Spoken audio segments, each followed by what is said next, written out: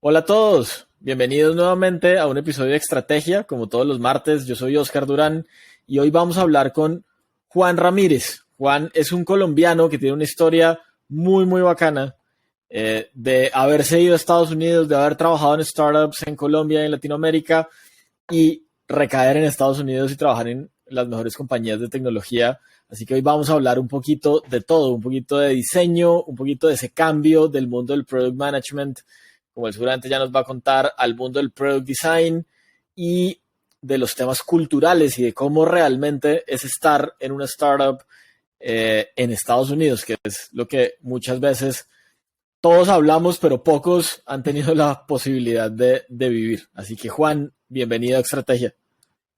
Gracias, Oscar, por tenerme y no, pues encantado. A mí, una cosa que yo te quería decir desde el principio era que gracias por hacer este podcast, porque yo llevo 9 años fuera de Colombia y eso significa que yo estaba desconectado de un ecosistema del que yo al principio era parte y me sentía parte. Y al estar desconectado de eso, tal vez nunca como que cuando encontré que ya había gente haciendo este tipo de contenido, es como en verdad ya puedo como reconectarme y entender qué está pasando. Y obviamente en Colombia y en Latinoamérica están pasando muchas cosas, ¿no? Entonces es interesante para mí poder estar acá y hablar un poquito de todo. Total, gracias. Y ese ha sido el objetivo nuestro desde el principio, como visibilizar un poquito las historias, porque se habla mucho de los unicornios y los unicornios como ese animal fantasioso, pues nos inspiran, pero hay 1 millón de personas y de emprendedores más que están haciendo cosas muy interesantes. De acuerdo. Bueno, Juan, cuéntanos un poquito de ti. ¿Cómo terminas en Estados Unidos? ¿Cuál es tu historia un poquito en el mundo digital? Claro, sí.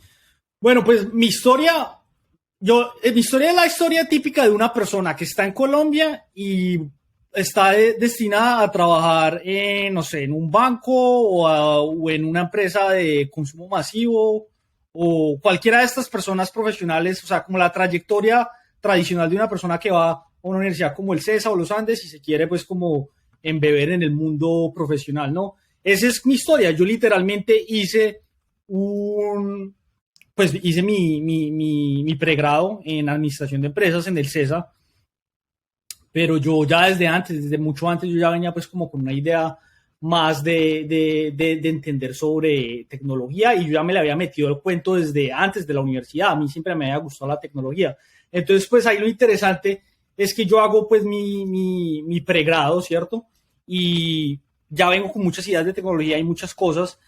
Trato de hacer un startup en Colombia, eso no va muy bien y decido partir, ¿cierto? Partir de Colombia porque ya traté y vi que ahí no voy a poder, ¿cierto? Y en esa época era interesante porque en esa época, o sea, existían nombres que ya no son los nombres que uno oye en Colombia cuando se habla de tecnología, pero existían nombres como, que todavía existen, ¿cierto? O sea, nombres como Alex Torrenegra,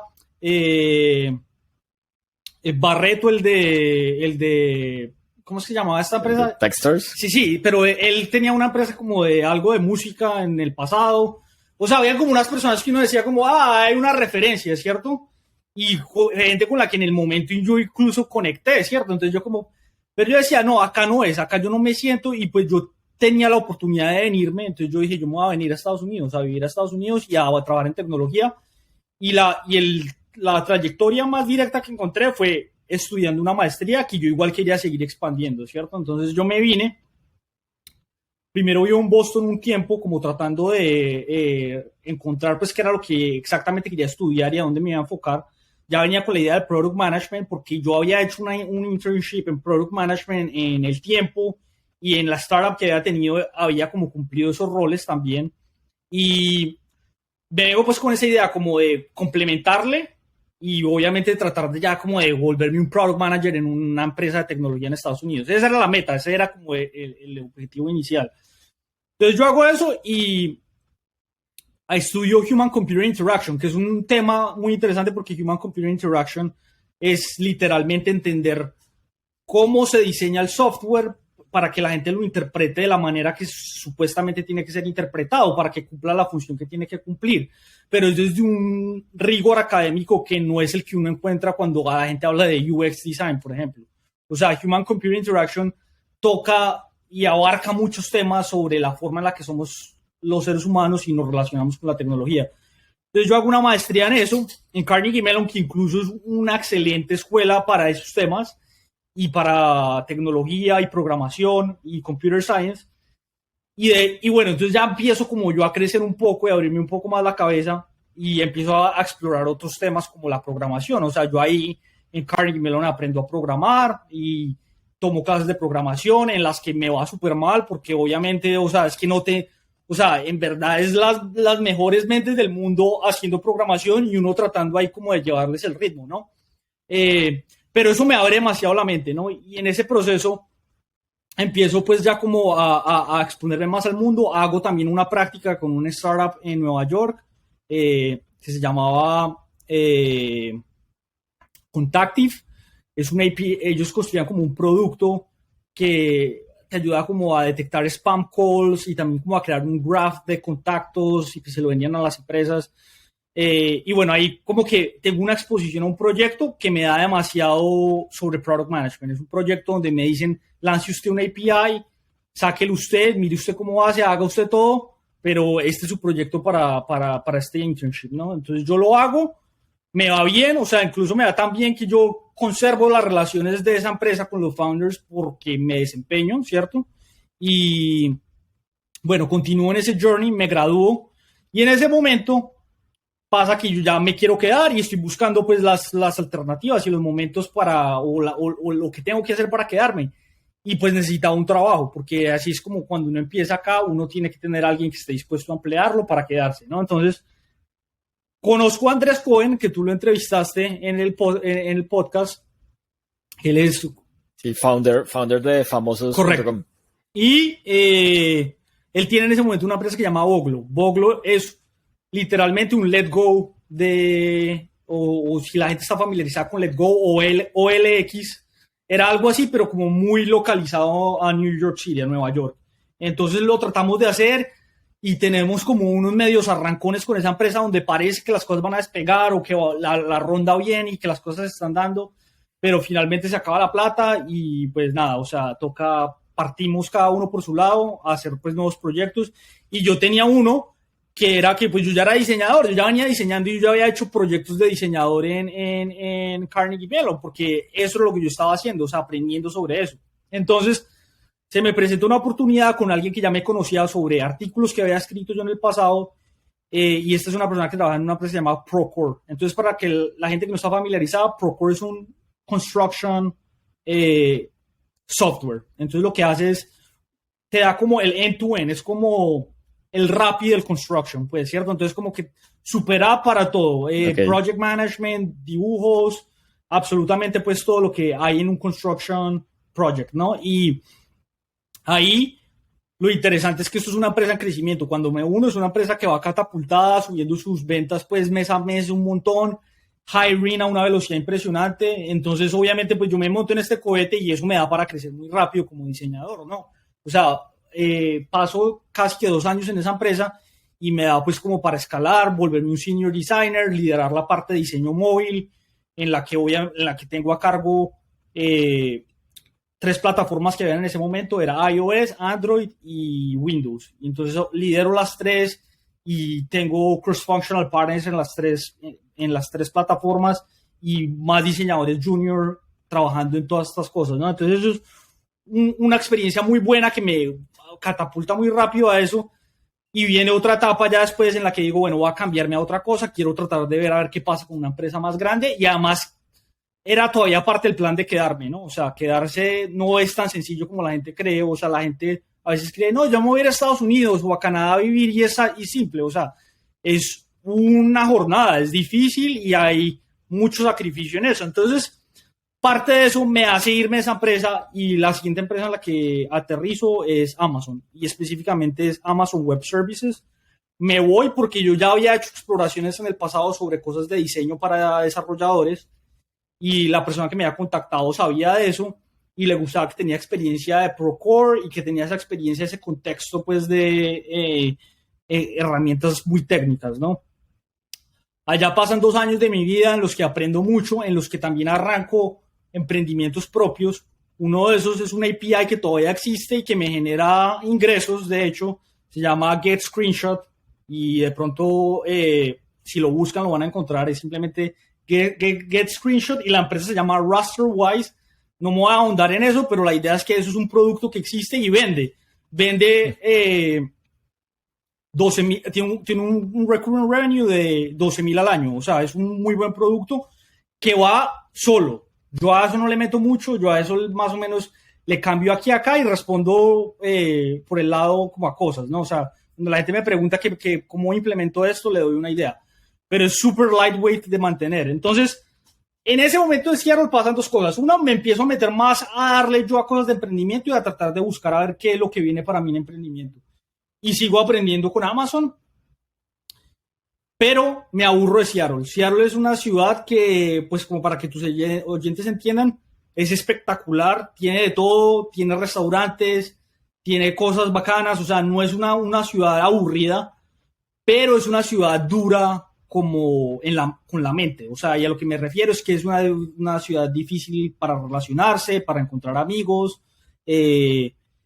La parte que es muy gris no le ayuda, aunque a mí eso no me afecta, pero eso afecta a la mayoría del mood de la gente, o sea, como la gente como se está sintiendo. Entonces es una ciudad que te da la sensación de ser como un poco fría, ¿no? O sea, como en el nivel personal, ¿no? Entonces yo me aburro de eso, me deprime esa situación y yo digo, me voy a ir a Austin, Texas, porque Austin era una ciudad que yo ya conocía de antes. Acá se hacen un montón de festivales, acá hay una cantidad de cosas de tecnología. Pues Tesla está construyendo acá una fábrica, Apple tenía unos headquarters acá que los está expandiendo, Oracle tenía unos headquarters acá que ya los está moviendo acá a esta ciudad, Visa tiene unos headquarters acá, Dell está headquarter acá, o sea, como que hay un clúster grande de muchas empresas haciendo tecnología acá. Y a mí ya me llamó la atención esta ciudad, entonces me vengo y hay cambio de trabajo a GitLab y en GitLab sigo haciendo Developer Tools. Entonces más Developer Tools, más aprendiendo sobre Developer Tools. Ahí trabajo en un área que se llama el Runner. El Runner es el motor que hace que GitLab pueda procesar todos esos jobs que la gente está pues mandándole a la plataforma cuando están building their code o como haciendo todas estas cosas que requieren pues computing power a la hora de deployar o de release el software, ¿no? Y pues nada, ahí aprendo un montón, aprendo sobre remoto, mucho antes de que remoto fuera lo de la pandemia, porque lo interesante de lo de remoto es que eso ya existía antes, la gente simplemente no sabía, pero ya habían empresas como GitLab que desde el diseño de la empresa, remoto es la forma de operar. Entonces yo tenía ya en GitLab, pues, o sea, yo tenía como colegas en Europa, colegas en Asia, acá en Estados Unidos, o sea, una empresa totalmente distribuida. Y pues nada, ahí paso cierto tiempo más o menos 1 año y medio, y pues me sale esta oportunidad de Facebook. Y Facebook es demasiado interesante. O sea, de todos los trabajos que yo he tenido, Facebook es el mejor y llevo apenas 9 meses. O sea, pero es donde más impacto siento que he hecho, donde más he crecido.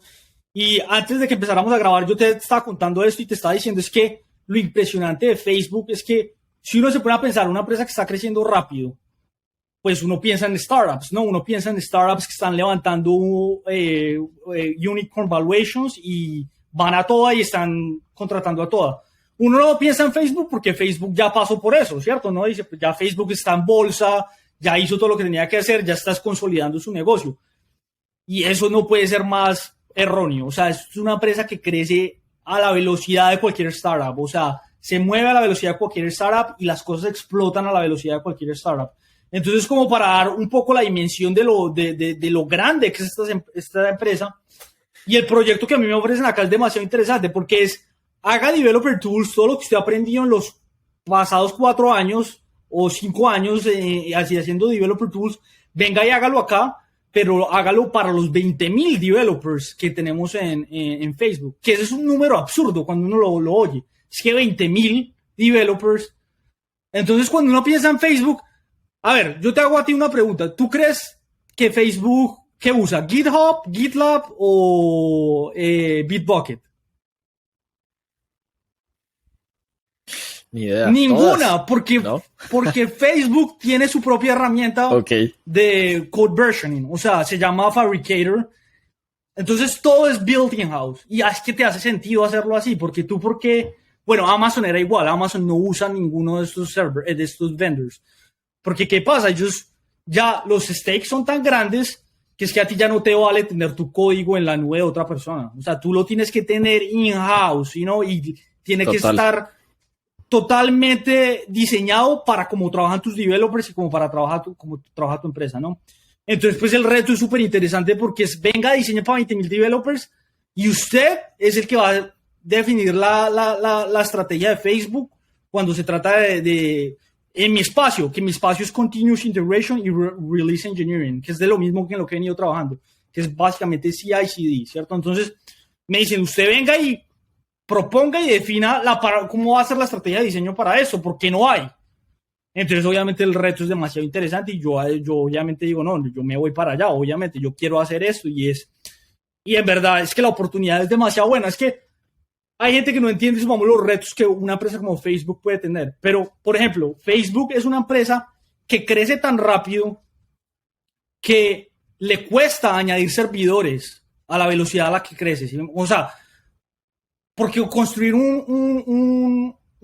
construir un rack o construir, pues, digamos, un server farm en algún lugar del mundo, pues eso no es tan rápido como ir y escribir software. Eso necesita construcción, eso necesita poner los racks, conectarlos pues a algún tipo de fibra óptica que va directamente como al lugar donde están los servidores. Entonces son proyectos que toman 3, 4 años para construirlos.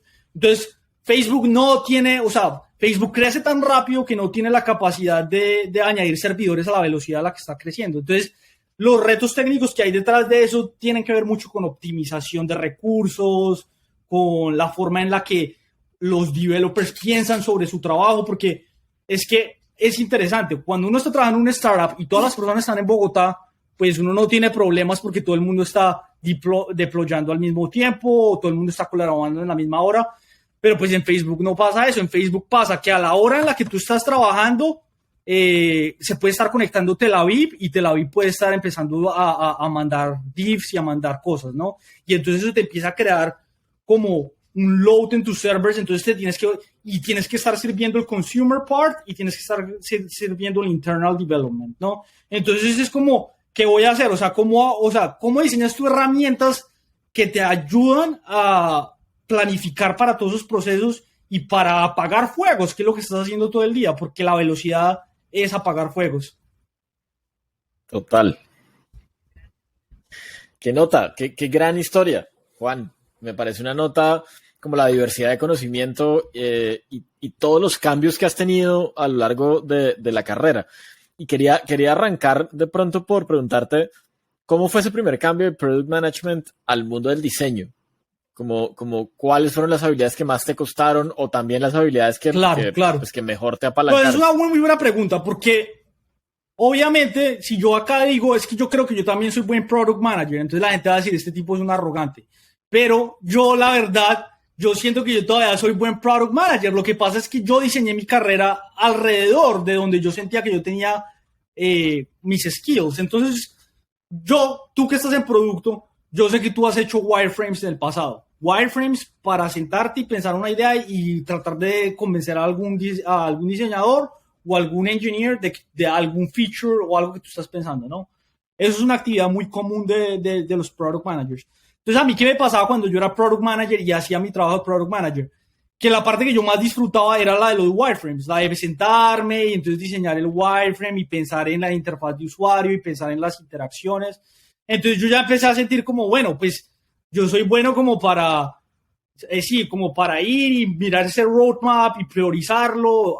Me gusta esa parte, soy bueno para ir y manejar los equipos y contactar y llamar y organizar y alinear, pero la verdad me aburre, o sea, como que no me gusta tanto como me gusta la parte de ir y pensar en el usuario y pensar en la interfaz del usuario y cómo va a interactuar con la aplicación y cómo va a lograr esas cosas.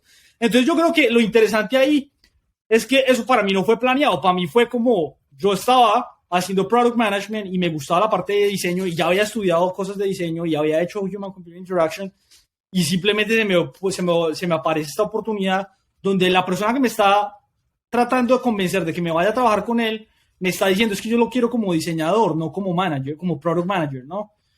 Y pues ya también entran a jugar otras cosas como, bueno, yo quiero la visa que yo quería quedarme, yo quiero un buen sueldo también, o sea, como que no me quiero estar muriendo de hambre todo este tiempo, porque la experiencia en Nueva York había sido dura, o sea, la experiencia ahí, porque es que la gente, yo creo que la gente va a oír y va a decir, no, pero es que ese man vivía bien siempre, no, o sea, yo en Nueva York, o sea, en verdad duro, o sea, viviendo que me tocaba hacer esos budgets duros porque si no, no me iba a dar para alcanzar el mes, o sea, en verdad. Entonces yo ya como que ya me había cansado de eso también, porque pues yo decía como, verga, o sea, yo en verdad yo quiero estar un poco más cómodo para poder pensar, porque a mí me gusta pensar, ¿no? Y entonces me ofrecen esto y yo digo, pues no, lo voy a tomar y me voy a tomar el reto porque a mí me gusta el diseño. Y ya yo ya tenía ese UX designer sprinkled en todo mi currículum. Ya había hecho trabajos de diseñador y todo eso. Entonces, cuando uno se mueve a diseñador, lo interesante es que todo lo que uno tiene product manager todavía le aplica. Y yo te voy a explicar por qué. Porque eso es una cosa que yo no creo que en Latinoamérica la gente todavía ha entendido. Pero que ya es mucho más clara, digamos, acá en la industria tech, acá en Estados Unidos. ¿Qué pasa? El product designer tú no puedes esperar del product designer siempre el mismo tipo de product designer, ¿no? Tú cuando contratas un product designer, tú estás encontrando una persona que puede traer 1.000.000 de skills que tú no sabías que necesitabas, pero que te van a ayudar a crecer tu negocio y que te van a ayudar a lograr las cosas que tú querías. Pero el siguiente no va a ser igual, él te va a traer otros skills. Entonces lo interesante de los product designers es que nunca pasa que uno vaya a encontrar como duplicidad en los skills. Van a haber cosas en las que sí son similares, pero van a tener muchos skills diferentes que, entonces va a haber uno que sabe más de copy, va a haber uno que sabe más de UI design, va a haber uno que sabe más de product management, y todo eso es súper importante porque tú necesitas toda esa gente alineándose, o sea, tú necesitas toda esa gente trabajando y colaborando porque es la única forma en la que tú puedes construir un producto que valga la pena. Entonces, yo creo que lo interesante de eso es que yo nunca dejé de ser product manager, nunca. Yo siempre he tenido esos skills ahí. Y la mejor forma de definirlo es incluso cómo Facebook define a sus product designers, porque hay unos arquetipos que están definidos para los product designers y uno de los arquetipos se llama PM Hybrid. Entonces, ¿qué significa eso? Que tú, como diseñador, eres diseñador, pero tienes como un híbrido de product manager. Entonces, operas al nivel estratégico y tienes que ir más o menos a priorizar cosas y tienes que escribir documentos y tienes que vender una visión y tienes que ir a hablar con los customers de la forma en la que un product manager habla con sus customers y tratar de relacionar esos insights que estás encontrando con la gente con la que estás trabajando. Entonces, yo nunca dejé de ser product manager, esa es la realidad. Yo siento que eso está ahí latente, tanto así que una parte, entonces yo invertí en famosos, ¿no? Y a mí Andrés es uno de los mejores emprendedores que yo he conocido porque él es un tipo que trabaja a morir, o sea, él está pensando en su empresa todo el día. Entonces yo con Andrés hablo mucho porque yo soy advisor de la empresa y pues le invertí. Entonces él me llama mucho a preguntarme cosas. Y si tú le preguntas a Andrés, nosotros de qué hablamos, nosotros hablamos es de producto. O sea, yo le doy uno que otro consejo de diseño, pero lo que estamos hablando la mayoría del tiempo es producto, startups y otro como tipo de cosas sobre construir un startup, ¿no? Entonces eso es lo interesante, que yo creo que la gente en Latinoamérica todavía no se ha dado cuenta que estos roles son muy dinámicos, estos roles dan para crecer horizontalmente y verticalmente, o sea, como Total. Que hay una expansión que la gente no ha visto y lo que pasa es que esa es la diferencia entre la cultura tech colombiana y la cultura tech de Estados Unidos. Y yo no me quiero poner a decir nada porque yo no trabajo allá hace 9 años, pero cuando yo la recuerdo como era en Colombia, los roles estaban demasiado encasillados, ¿no? O sea, como que el product designer es el product designer y usted quédese en su carril, mijo, no se vaya a salir de ahí, que yo soy el product manager, ¿no? Cuando pues es que en verdad eso no tiene sentido. Todo el mundo se tiene que, o sea, cambiar los sombreros para entender qué es lo que está pasando en la empresa y para poder ir a solucionar los problemas. Entonces eso es más o menos como la respuesta. Total. Sobre eso justamente te quiero hacer una pregunta que últimamente hemos discutido con varios emprendedores acá en Colombia y es, en tu opinión, ¿el product manager tiene que tener un background técnico? ¿Tiene que saber programar? Yo lo que siento con los product managers es que, a ver, pasa mucho con el product design también. Yo no, yo soy mejor product designer porque sé programar y yo te voy a explicar por qué. Porque es que yo cuando estoy en el Figma haciendo el UI, yo ya estoy pensando en cómo se va a implementar el código. O sea, yo ya voy como un paso adelante y yo ya sé que yo sé cuáles son los components que están en mi librería, yo sé qué es lo que está disponible para ser construido. Entonces yo ya tengo una idea más o menos clara de cómo se va a implementar y qué decisiones tengo que tomar para poder hacer el trabajo del desarrollador más fácil, ¿no? Entonces es exactamente el mismo problema con el Product Manager. O sea, tú de Product Manager tienes menos herramientas para ir o sea, como establecer una dirección del producto si no eres técnico. Pero es que lo otro es que ser técnico es ¿qué? O sea, ser técnico no es, o sea, uno puede ser un computer scientist que es capaz de, o sea, programar sin leer la documentación y tiene ya un mundo de código en su cabeza y entiende todo muy bien. O ser técnico es simplemente entender lo básico de programación, o sea, que es un objeto, ¿cierto? Y entonces que un objeto tiene atributos, o sea, y que uno tiene que diseñar una aplicación como, o sea, la mayoría de aplicaciones modernas son como object oriented, entonces como piensa tu producto object oriented, entiende cómo se construye el frontend, ¿no? O sea, como entiende que van a haber componentes y primitivos y trata como de crearte un mundo de eso. Para mí eso es technical enough, o sea, como que eso ya es suficiente, no hay necesidad de, pero obviamente yo no te voy a decir que, o sea, si la pregunta es, ¿debería aprender a programar? Yo siempre le voy a decir a la gente, sí, aprenda a programar, porque es que le va a abrir demasiado mundo, le va a abrir como entendimientos que antes usted no podía tener, o sea, en verdad vale la pena. Ahora, ¿eso va a determinar si yo soy exitoso o no en mi carrera como Product Manager? La verdad, no lo creo. O sea, pueden haber Product Managers con un entendimiento muy básico de programación y tienen tanto horsepower en el resto de cosas que es que vale huevos si el tipo sabe programar o no, ¿cierto? Entonces uno siempre tiene que pensar en estas cosas como herramientas, ¿no? Si yo, como Product Manager, siento que programar es una herramienta que me va a hacer mejor, pues ve por ella, ¿cierto? Pero si siento que, o sea, no tengo esa habilidad, pues no me voy a desvivir por crear esa habilidad.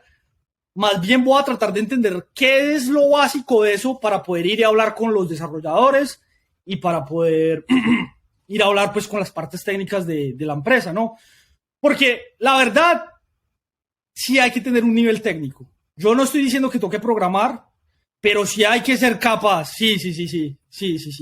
Entonces la respuesta es sí, hay que entender, pero no es, pero no se preocupe que no va a tener que ir a hacerse pues todo el currículum de MIT en Computer Science. No se trata de eso.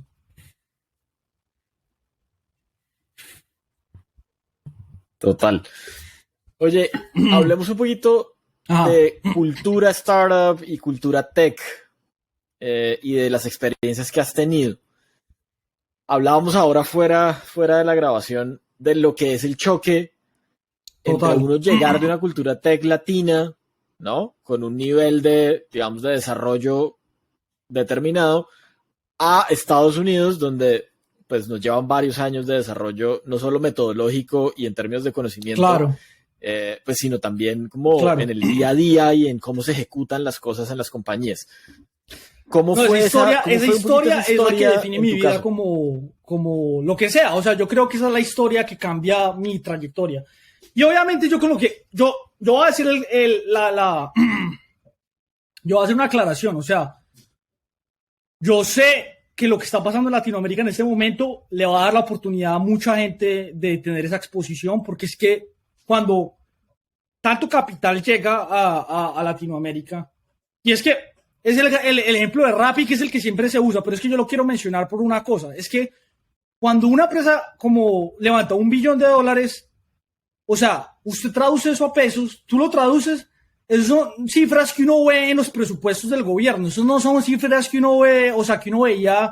Entonces, la dimensión de este tipo de cosas es que eso fuerza la llegada de estos conceptos mucho, o sea, crea ese inflow de muchas cosas. Pero, obviamente, yo no sé cómo funcionan las cosas, digamos, dentro de un Rappi.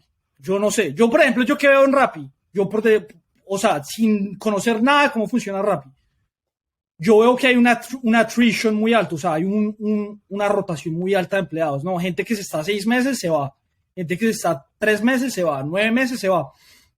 Yo seguro, asumo que ellos tienen eso entendido y lo trabajan, ¿no? Pero yo me pregunto por qué.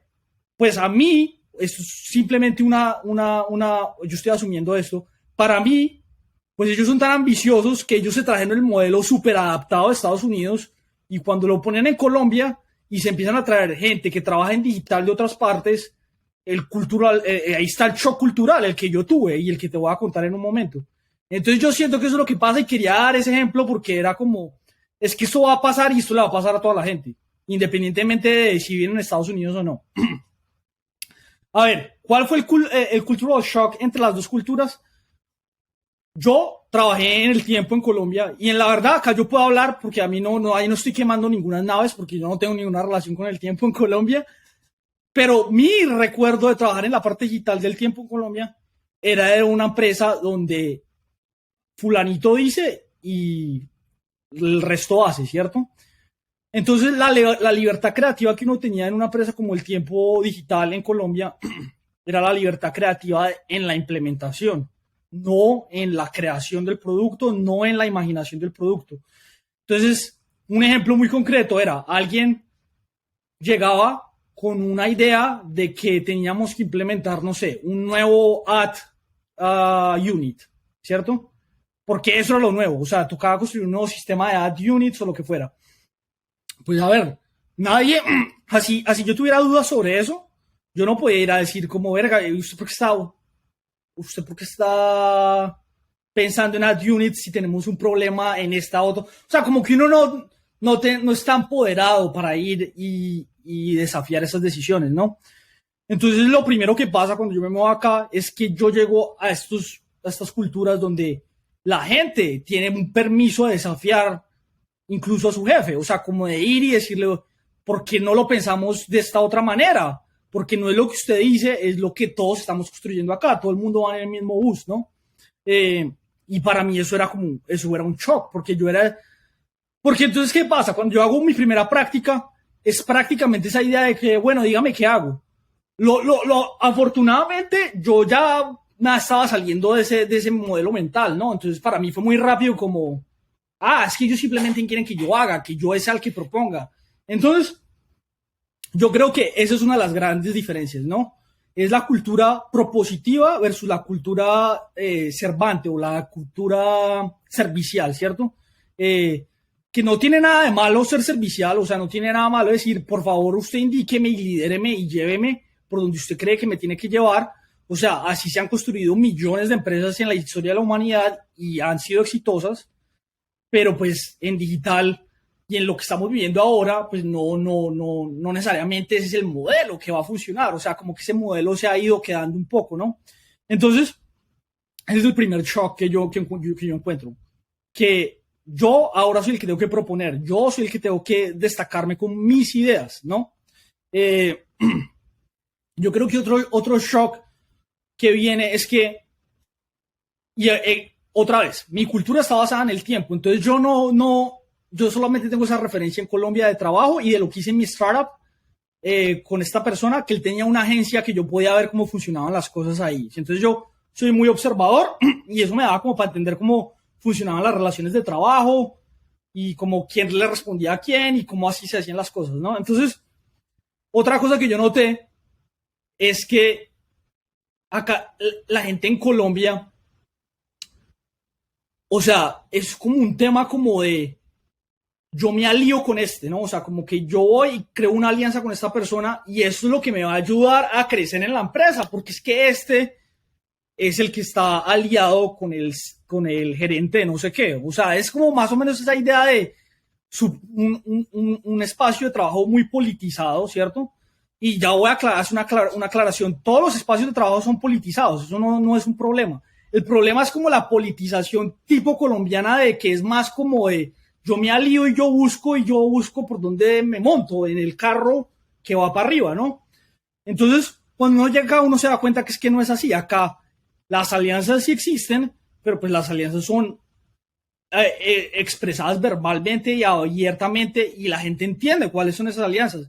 Entonces, cuando yo me alío con un equipo para hacer un producto, eso es transparente para el resto de las personas. Y la gente entiende eso como la habilidad de ir y construir algo y crear esos puentes con otros departamentos y con otra gente dentro de la empresa, y lo ve como la forma en la que la gente crece dentro de las empresas, lo ve como un camino para crecer dentro de las empresas. Es muy importante poder relacionarse con el resto de la empresa. Esa es una cosa que no pasa en Colombia. En Colombia la gente, esas alianzas las maneja como con un tono más, yo no voy a decir que yo me estoy empatando con para ir a construir este proyecto. O sea, como que la gente es muy secretive, ¿cierto? Y la gente tiene que ver mucho con esa cultura del top-down, ¿no? Entonces, yo creo de la jerarquía, 100%.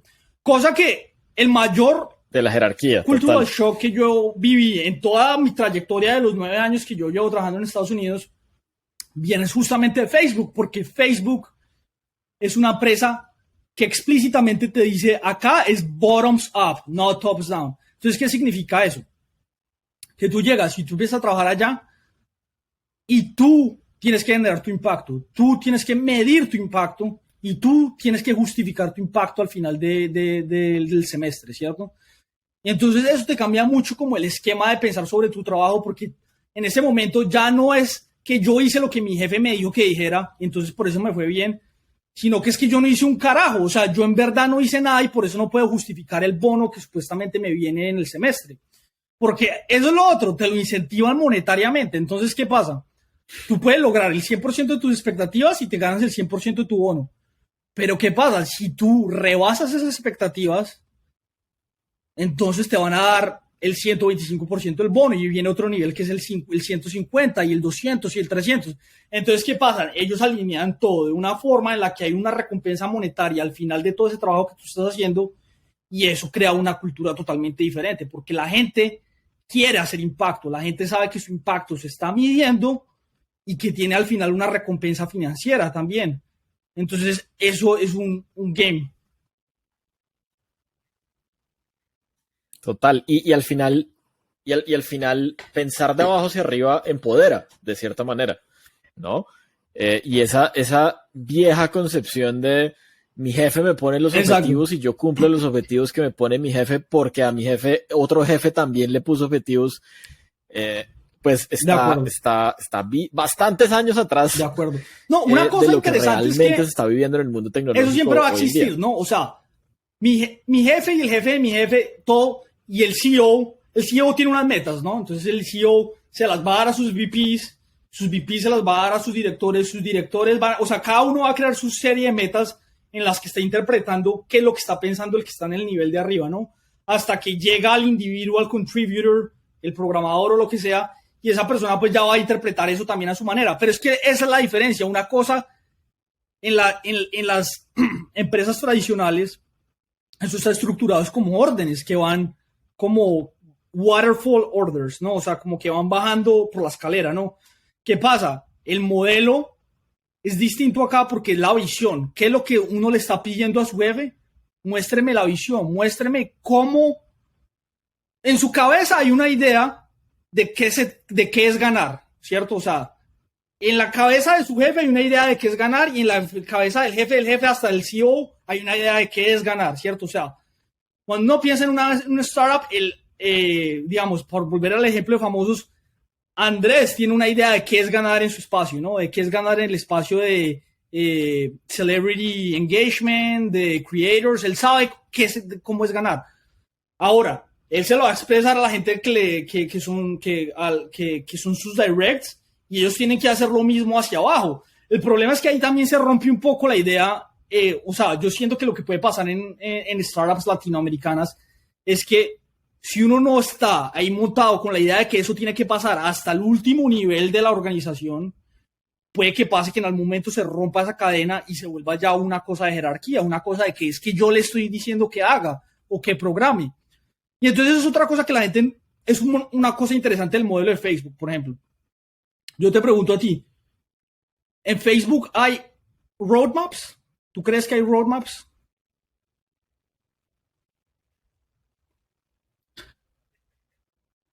Ok, no, eso. Mira cómo es de interesante las cosas y cómo es de diferente las cosas. Por lo menos de experimentos, ¿o no? Sí hay roadmaps, pero son estratégicos. Entonces, ¿qué pasa? Mark dice, por ejemplo, lo siguiente en lo que nos tenemos que meter es AR/VR, ¿cierto? Entonces, vamos a construir un mundo en el que augmented reality, virtual reality es nuestro siguiente source of revenue. Otra puede ser shopping, e-commerce, que también se está metiendo muy duro Facebook ahí.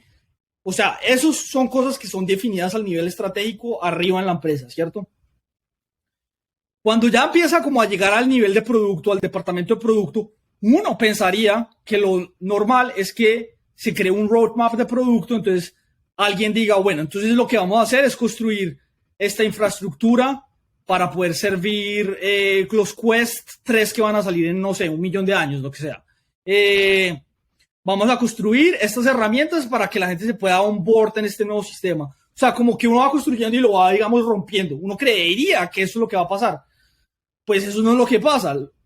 Esa idea de la visión sigue bajando hasta el último nivel del manager.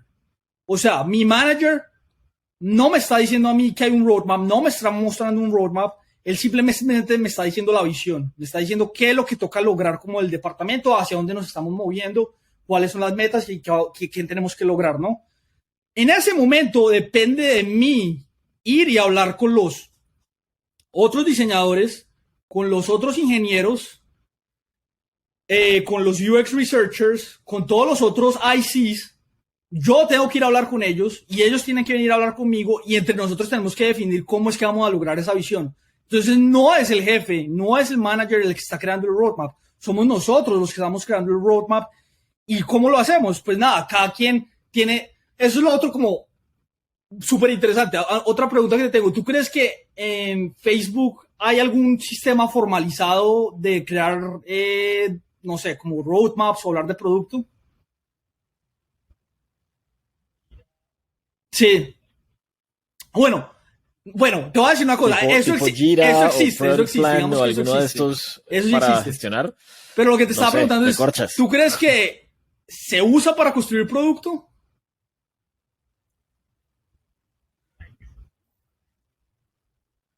Bueno, Yo me imagino que se usa más para la gestión eso es otra parte del interesante. equipo. Esos sistemas existen, pero esos sistemas existen para mis interacciones con mis cross-functional partners. O sea, con mi PM, con mi UX researcher, con mis ingenieros. ¿Qué pasa? Okay. Uno creería que el product manager va y va a empezar a meter tasks ahí, ¿cierto? Entonces va a decir, no, yo necesito, y va a empezar a priorizar, pero los product managers en Facebook no hacen eso. Los product managers en Facebook están pensando en estrategia y en definir estrategia y en socializar esa estrategia en sus equipos y en la organización más grande de la que hacen parte, ¿no? Entonces, las herramientas como Jira y eso están ahí ¿para qué? Porque yo tengo, digamos, proyectos, yo tengo 5 o 6 proyectos en cualquier momento y yo estoy trabajando con un desarrollador y yo estoy trabajando con otro, tal vez con otro diseñador y tal vez con otro par de desarrolladores, dependiendo de la dimensión del proyecto, ¿no? Pero ¿qué pasa? Las herramientas no están ahí para que el product manager me diga qué construir, están para que nosotros miremos a ver cómo lo construimos. O sea, las herramientas están ahí para servirte a ti, más no, sin embargo, para crearte como una estructura de cómo se maneja el trabajo. Entonces, ¿qué pasa? Que es muy curioso que cuando yo trabajo con distintos ingenieros, cada uno tiene su diferente manera de trabajar. O sea, entonces, vamos, hay uno que trabaja en la herramienta interna de Task, hay otro que simplemente se abre un Google Doc y escribe 1 millón de cosas ahí. Hay otro que simplemente me escribe por chat 100 veces y me dice que me pide y interactuamos o nos reunimos. ¿Qué pasa? Todos son estilos muy distintos y uno le da la sensación de que eso es muy desordenado. Entonces uno dice, pero ¿cómo le encuentro orden a esto? Pues no, es que las herramientas no están ahí para crear la visión. Las herramientas están ahí es para facilitar la visión, ¿cierto? Y obviamente uno tiene que adaptarse, uno tiene que tener esa adaptabilidad, que es lo que le falta a las empresas que quieren crear ese tipo de ambientes. Es que la gente se une a las empresas y la gente está esperando que se lo creen así cuadriculado. No, acá es donde usted consume los tasks, acá es donde usted escribe los documentos, usted se reúne lunes, martes, miércoles y jueves con esta persona y cuando usted haga todas esas cosas, ya sí se puede ir a programar y hacer lo que usted tiene que hacer. pues no, o sea, si uno se pone a pensar, eso suena un poco menos funcional que lo que yo acabo de escribir, porque es que lo que yo estoy describiendo es, yo programo, usted, yo, y colabore conmigo, pero yo me voy a dedicar a programar y creamos el sistema que nos funciona a los dos. No me prescriba el sistema, porque el sistema me va a desacelerar. Entonces, obviamente, eso ahí también hay un cambio muy fuerte en la perspectiva en la que cuando uno trabaja en una empresa como Facebook, ¿no? Yo voy a aclarar que es solo Facebook, o sea, si yo me quisiera poner a hablar de GitLab, es otro mundo, por ejemplo. Porque ¿qué pasa con una empresa como GitLab? Es que por eso digo, hay muchos modelos que funcionan, ¿no? A mí el de Facebook sí, sería muy distinto. Pero el de GitLab a mí también me encanta. O sea, que si yo creo una startup en el futuro, que es la idea, pues para allá voy, digamos, o sea, eso es lo que, para lo que me estoy preparando, yo creería que yo construiría una cultura entre la de Facebook y la de GitLab. Y te quiero hablar de la de GitLab, porque la de GitLab es incluso más interesante. La de GitLab, primero que todo, es una empresa 100% remota y 100% volcada hacia lo asíncrono. Entonces, ¿qué significa eso? Que las reuniones, en verdad, la gente, es como, ¿por qué me está poniendo una reunión? Créeme un documento. Porque me está poniendo una reunión, créeme un issue en GitLab o créeme una cosa en GitLab. Que es la otra cosa impresionante. O sea, GitLab en verdad es una empresa que está construida usando GitLab. Entonces, el dogfooding de GitLab es tan tremendo que es alrededor del producto, construir GitLab manera, ¿no? Sin usar GitLab. O sea, GitLab es tan impresionante como producto.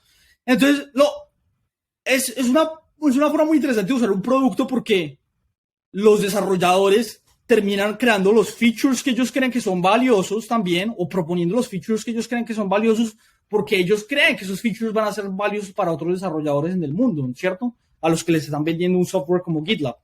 Entonces, es una cultura también muy interesante porque te da también esa perspectiva de que, bueno, o sea, es una cultura donde lo que importa es ship y usar el producto y entender el producto y crear cosas para el producto y vivir en ese mundo embebido del producto que en verdad es muy difícil de escapar.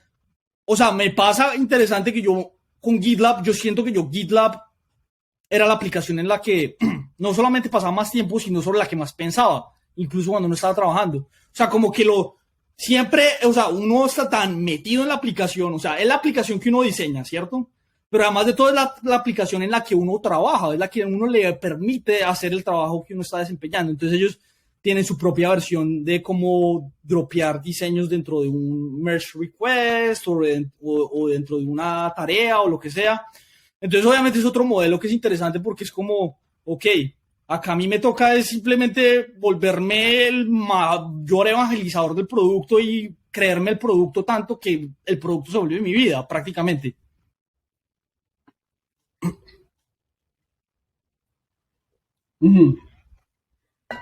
Total, y poder gestionar, como tú decías, de manera autónoma y de manera asíncrona. No necesariamente en un escenario donde estamos 5 personas construyendo algo, sino estamos en un escenario que es probablemente un documento compartido donde estamos construyendo lo mismo asíncrono, que si estuviéramos, digamos, yo creo que la gente le tiene en Latinoamérica miedo a lo asíncrono porque es que lo asíncrono es de demasiada confianza, ¿no? O sea, es como yo tengo que confiar que esta persona al final del quarter o al final del semestre o del mes o de donde sea que se hagan como el corte de la medición de qué tanto hicimos, ¿cierto? En GitLab es interesante porque es cada mes hay un release. Entonces cada mes hay un release, el 13.1, el 13.2, el 13.3. Uno como que tiene que tener la confianza de que la gente va a llegar, o sea, que todo lo que uno construyó en sistema, en cultura, en programas de interacción, todo eso al final del mes se va a traducir en features, ¿cierto? O sea, como que uno tiene, y eso es una cosa que la gente no entiende de los startups. Yo siento que mucha gente cree que ellos tienen que hacerle micromanagement a todo, ¿no? O sea, como que tienen que decirle, yo tengo que construirme un sistema perfecto de product management, un sistema perfecto de diseño, uno de perfecto de marketing, uno perfecto de customer support. O sea, como que la gente siente que ellos tienen que ir, los emprendedores en general, los founders, sienten que ellos tienen que como embeberse en esos sitios y crear algo que les funcione para la visión que ellos tienen. Pero pues yo lo que diría es como ver, o sea, la verdad, la verdad, no, usted se está desgastando mucho al hacer eso. Usted lo que debería hacer es confiar en que el momentum de su empresa, o sea, lo que está pasando fuera de su empresa, cuando la gente viene y pregunta por su producto y todas esas cosas, van a crear suficiente momentum para que ciertas de las cosas se autoorganicen ellas solas. La verdad, eso suena muy bonito porque yo siento que las startups tienden es como la entropía, ¿no? Todo se vuelve más desordenado. Pero yo por eso quería contar la historia de Facebook primero, porque es que Facebook sí es desordenado. O sea, la gente cree que, o sea, yo lo que acabo de describir es un sistema desordenado. Pero ¿qué pasa? Dentro de ese sistema desordenado hay demasiado orden en ciertas cosas, en programas de privacy, en programas de better engineering, en programas de product design. O sea, hay gente que está construyendo cultura y está construyendo como ciertos frameworks que facilitan ese trabajo. Entonces yo creo que, yo lo que le diría a muchos founders en Latinoamérica es como, mire, no se preocupe tanto por ver, o sea, ir a imitar un sistema y embeberlo perfectamente. Preocúpese por entregarle una visión bien entregada a un equipo y que sus directores y sus managers entiendan que es que va a haber desorden y que lo que toca es seguir moviéndose hacia esos objetivos, pero pues no se vaya a obsesionar con los detalles, porque es que ahí es donde usted se va a empezar a pelar, ¿cierto?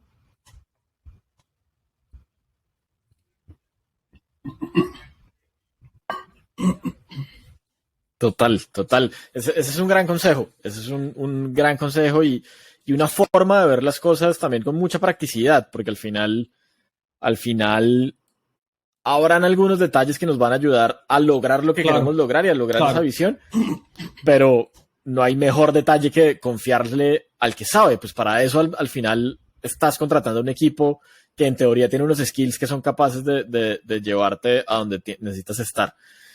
Bueno, Juan, ha sido una gran conversación, ha sido una gran conversación, tu historia, todos tus aprendizajes y conocimientos alrededor de product management, de diseño, de cultura tech, tanto en Latinoamérica como en Estados Unidos.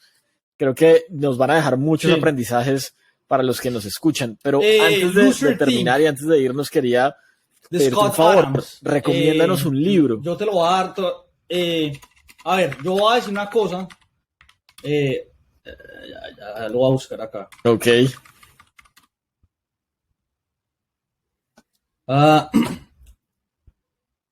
Yo creo que una cosa, Loser Think de Scott Adams. Loser Think es, Scott Adams es el creador de un cómic muy famoso en Estados Unidos que se llama Gilbert. No sé si tú lo has visto. Entonces Gilbert es como este personaje que vive como en el contexto del workplace, ¿no? Siempre como metiéndose en problemas, todo eso. Scott Adams es una persona súper interesante porque Scott Adams es una persona que trabajó por años en trabajos corporativos, ¿no? O sea, él trabajó como en un banco, luego trabajó como en una agencia de algo, o sea, era una persona como el típico americano media clase que que trabajaba en una corporación. Y él en algún momento como que se abstrae de eso y dice, ¿sabe qué? Yo me quiero poner a hacer cómics. Y la historia de él es muy bacana porque es que la historia de él es como esa historia casi imposible de que el tipo al final lo terminas como firmando una empresa que se llama como United Comics, una cosa así, que es una empresa que es la que produce Garfield y todas estas cosas. Y Scott Adams es muy interesante porque es una persona que cuando uno la escucha hablar, o sea, si lo pueden buscar en podcast, es una persona que sabe pensar y tiene muy buenas o sea, tiene muy buenas herramientas sobre cómo pensar sobre los problemas, cómo crear como contexto sobre los problemas. Y Loser Think es un libro de él sobre justamente eso, es sobre cómo ciertos modelos que nosotros tenemos en la cabeza nos están arruinando la forma de vivir, ¿cierto? Cómo nos están creando como problemas, como ciertas cosas preconcebidas que vienen de la infancia o de la sociedad o ciertos modelos que no necesariamente, o sea, que no necesariamente son los que funcionan en un mundo como en el que uno puede ser más intelectualmente productivo y crear soluciones interesantes para problemas. Me parece un muy buen libro, se lo recomiendo a la gente. Seguro está en español, vamos a ver. Sí, creo que se llama igual, se llama Loser Think, piensa como un ganador, aparta el ego y aumenta tu efectividad, gestión de conocimiento. Es excelente libro, se lo recomiendo a la gente. Es un libro sobre aprender a pensar y me parece que si te fuera a dejar un consejo, eso yo creo que es lo más importante. Eso es lo que más Latinoamérica lo que necesita es gente que aprenda a pensar y que piense, porque de ahí es que vienen las ideas grandes.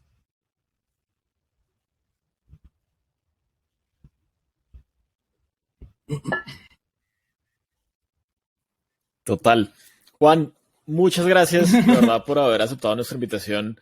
De hecho, fue más propositivo de tu parte, así que muchas gracias por haberme contactado por LinkedIn, porque creo que fue un espacio maravilloso para contar no solamente tu historia, sino tus aprendizajes de todos estos 9 años trabajando y otra vez en startups y en grandes podcast. Espero compañías que de sigas tecnología en Estados y Unidos. espero, Así que muchas gracias. espero que en algún momento seas, no sé si tú conoces VC20, un tipo en Inglaterra que a partir de un podcast creó un VC Fund. Es como una excelente historia que te 20 Minutes, VC 20 Minutes. Yo te la voy a mandar, te la recomiendo.